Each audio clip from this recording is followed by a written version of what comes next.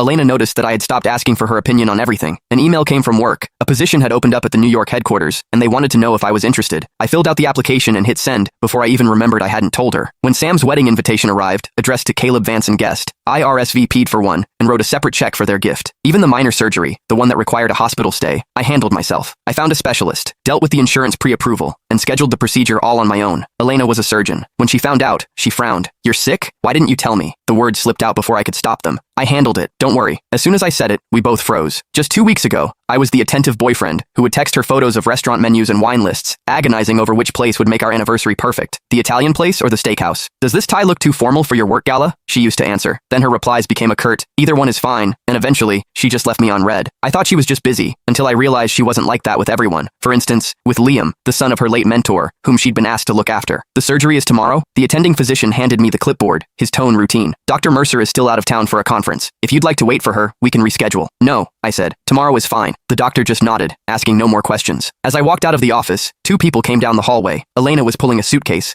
looking like she'd come straight to the hospital from the airport. Liam followed her, wearing a black cashmere overcoat over his casual clothes, the Burberry one I'd given Elena for our 3rd anniversary. Elena saw me, and her brow furrowed. "What are you doing here? Sick again?" That word, again, stung like a needle. She snatched the papers from my hand, her eyes scanning them with a flicker of annoyance. "I have a full surgical schedule tomorrow. This isn't an emergency. We can do it when I have time to oversee it." "Don't worry about it," I said. "I've already handled it." She looked taken aback. This was coming from the guy who used to call her worried about every minor fever, the one who sent her a dozen options just to pick a weekend getaway destination. Now, here I was, calmly scheduling my own surgery. If she hadn't run into me, she probably wouldn't have known until after it was over. I took the chart back, accidentally knocking a small bottle from her hand. It clattered to the floor. "Strong prescription sedatives. It's not what you think," Elena said, bending to pick them up. Her voice was as flat as if she were discussing the weather. "They're for Liam's chronic insomnia. Doctor's orders." Liam clutched the coat tighter, his voice a fragile whisper. "I'm so sorry, Caleb. It's all my fault. My anxiety has been so bad lately I can't sleep. I can't focus. Elena is the only one who understands. She said she couldn't leave me alone in case I did something stupid." Her voice trailed off. "You don't know what it's like. Sometimes my head is just full of dark thoughts. I can only get through it when Elena is with me. I just wish I could be strong like you." I'd heard this script before. Every time I questioned their relationship, Liam would bring up his mental health and his episodes, and Elena would shoot me a look that screamed, "How can you be so heartless?" Once, I had a sharp pain in my chest and asked her if it could be stress-related. This brilliant cardiothoracic surgeon told me, "I don't know. I'm off the clock." When I complained she was being dismissive, she just pinched the bridge of her nose wearily. "Can't you just look it up yourself? You're a grown man, Caleb. Can you be a little more independent? Stop relying on me for every little thing." So frugal with her words for her boyfriend. Yet she personally escorted someone else to their pharmacy. "Well, you should take good care of him then," I said, my voice completely flat. "After all, his sleep schedule is much more important than my surgery, right?" Liam's face flushed. "Caleb, that's not what I meant. Are you still mad?" Elena cut him off, her eyes fixed on me. "Just because I didn't tell you I was going out of town? 2 weeks ago was her birthday. I had worked overtime for weeks to get the day off, cooked a 5-course